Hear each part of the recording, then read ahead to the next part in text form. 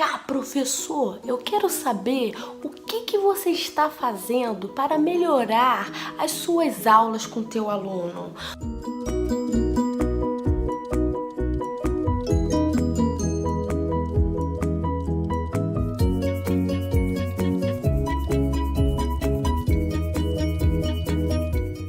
Quando o professor de português vai fazer uma aula de produção textual, ele tem que ter na cabeça dele qual tipo de gênero textual qual gênero textual ele vai ensinar.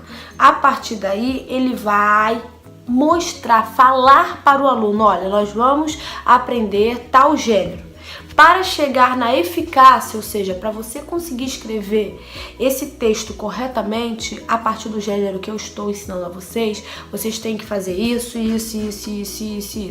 Colocar bem claro, o aluno tem que perceber o que ele tem que fazer para acertar e o que ele não pode fazer, senão ele vai errar. Porque é muito fácil você pegar a avaliação dele e depois falar, tá tudo errado, fez tudo errado, faz de novo.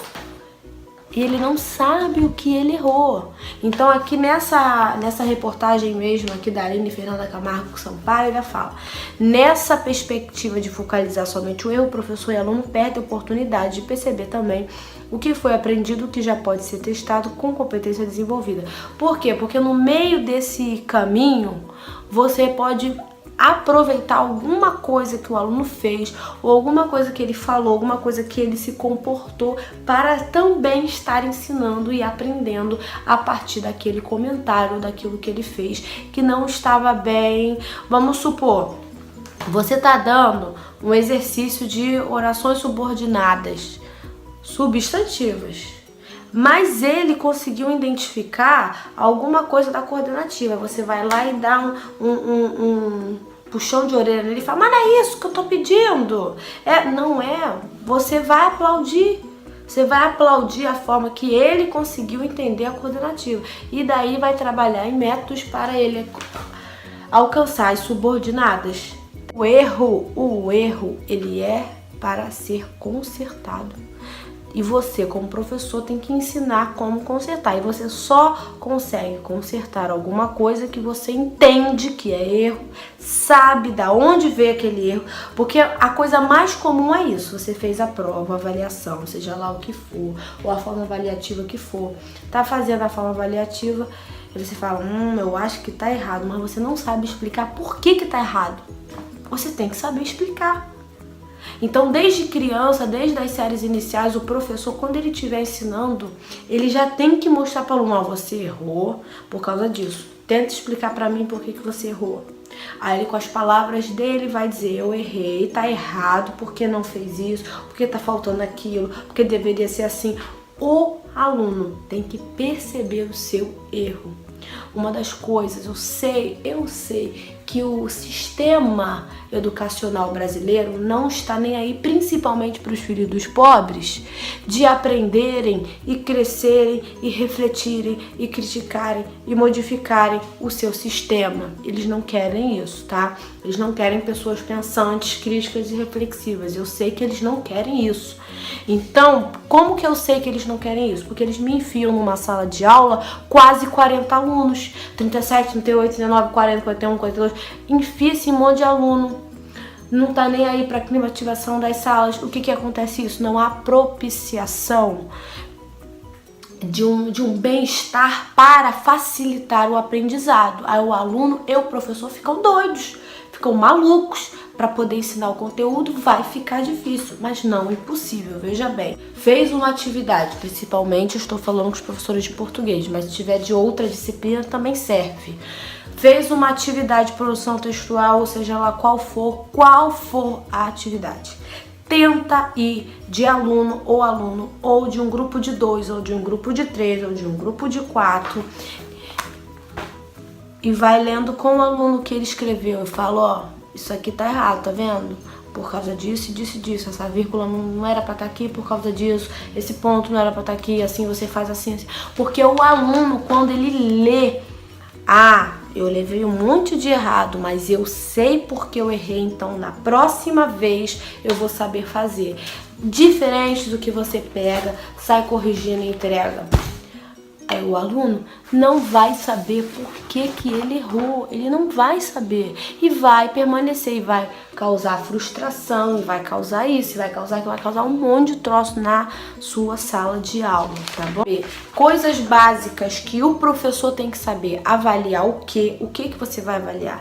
Ah, eu quero avaliar se ele sabe escrever uma frase com os conectivos de coordenação, coesão e coerência. Eu quero saber se ele sabe usar os pronomes anafóricos. Aí eu quero saber se ele sabe diferenciar as figuras de linguagem, paradoxo e antítese. Aí eu quero saber, você tem que saber o que ele quer. Depois disso, como você vai avaliar? Antes de avaliar, você tem que treinar ele para saber fazer aquela questão. Tá? A Aline, ela destacou do Lucchesi. Você já leu Lucchesi, professor? Tem que ler, hein? Leia Lucchesi, tá? Que ela destacou aqui: a avaliação deve ser motivada pelo ato de acolhida do avaliador. Não é possível uma avaliação sem diagnóstico, pois é preciso constatar algo para efetivá-la. Após se constatar, deve-se atribuir valor a essa constatação. Esse valor se dá através de critérios e padrões que contextualizem o objetivo. O próximo passo é a decisão de ser tomada em virtude da qualificação, pois sempre se avalia tendo em vista tomar alguma decisão. Você não passa uma avaliação para se divertir, você não passa avaliação porque você não tem nada para fazer, você não passa avaliação para poder cumprir com o cronograma, você passa primeiro de tudo, é ajudar o seu aluno a poder compreender e crescer, tá? E aí quando você vai avaliar, você tem que acolher quem você está avaliando.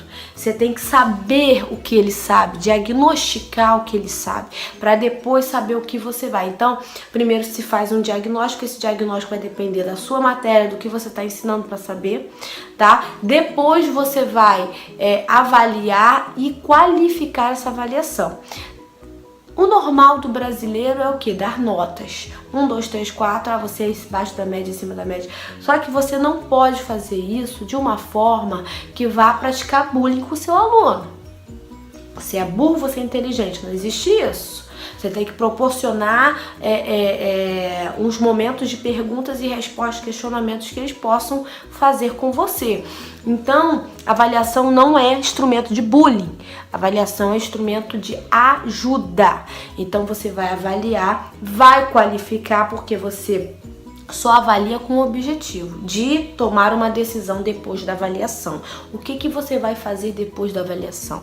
O que você vai ensinar depois? O que você vai fazer depois? Então a avaliação, ela serve para isto, tá? O que tem aí de professor que usa avaliação de forma de bullying ou de forma de mostrar, eu sei e você não sabe.